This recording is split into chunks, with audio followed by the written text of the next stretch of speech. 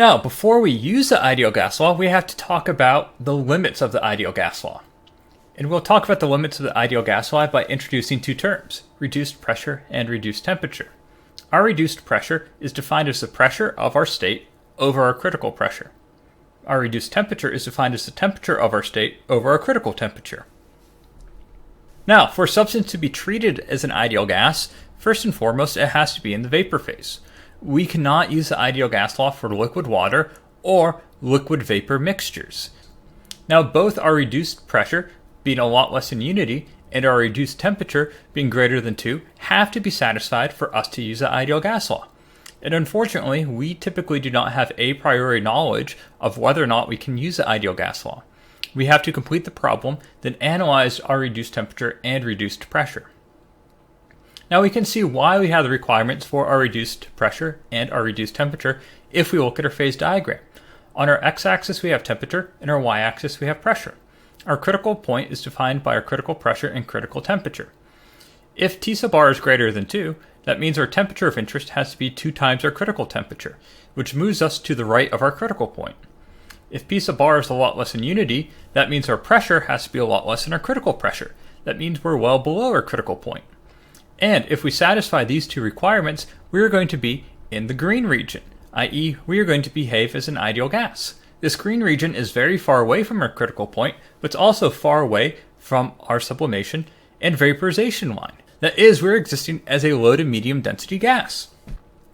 We can visualize these requirements by looking at a compressibility factor chart. Figure D1 on page 829 of your steam table. Compressibility is defined as your pressure times your specific volume per your gas constant times temperature. Now, your compressibility chart requires you to know your reduced temperature and reduced pressure. For instance, if we look at the chart on the right, the x-axis has our reduced pressure in a logarithmic scale. Our y-axis is our compressibility factor, and the lines on the chart give us our reduced temperature.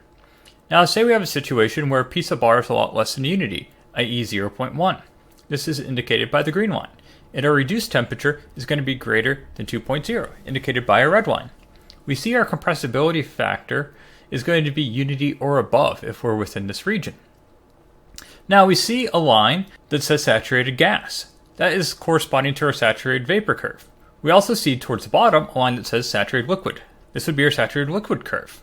Now we see that if we are outside this region, i.e. we are outside our vapor dome, and we have a sufficient enough reduced pressure at a high enough reduced temperature that we're going to behave as a gas, and our compressibility factor is going to be greater than unity, i.e. we can have compression associated with it. Now we notice our saturated liquid has a very low compressibility factor. That is, we cannot compress a liquid state. So in this chart, if we have a compressibility factor typically greater of unity, that means we can treat this as an ideal gas. Now note, we're not going to use this chart very often, for we'd have to know our reduced temperature and reduced pressure, and we can easily determine if our gas is behaving as an ideal gas based upon those two quantities.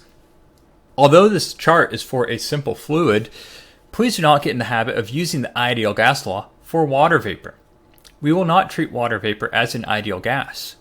In applied thermodynamics, you'll learn of the limited envelope of operational temperatures and pressures that you can treat water as an ideal gas. However, we are going to use our steam tables that are much more accurate in terms of describing our state variables as a function of temperature and pressure than an idealized model. Now we'll just look at an example of the application of a reduced temperature and pressure. Imagine you're an F1 driver, and your tires heat up to 800 degrees centigrade during hard cornering and acceleration. We're going to assume the temperature of the air within the tire is the same as the tire itself, and we want to determine how much the pressure within the tire has increased during this hard cornering and acceleration, assuming that before the race, the pressure within the tire was 241.3 kPa, and your temperature was 298.15 Kelvin. After we do this, we want to know if we can treat the air as an ideal gas under this situation.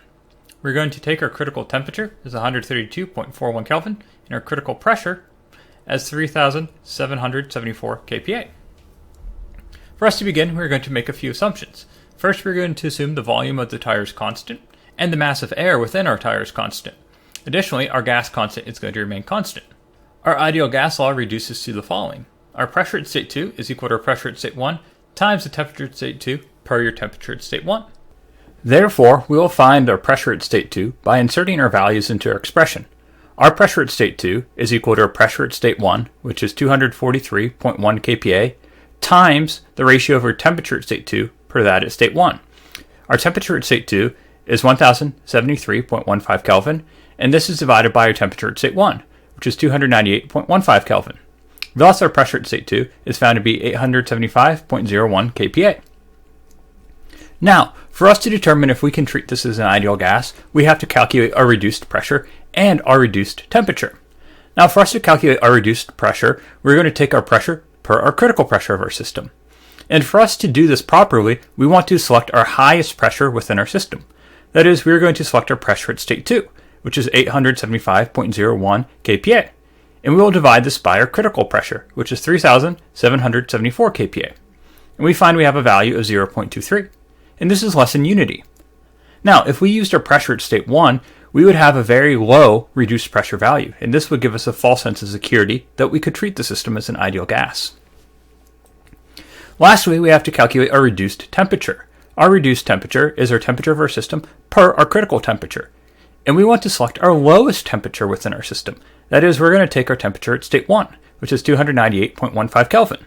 And we'll divide this by our critical temperature, which is 123.41 Kelvin. And we have a value of 2.25, which is greater than 2. Now, if we used our temperature at state 2, 1073.15 Kelvin, and divided it by our critical temperature, we'd have a much higher reduced temperature value, which would give us another false sense of security of treating this as an ideal gas. Since both our reduced pressure and our reduced temperature requirements are met, we can safely treat this as an ideal gas.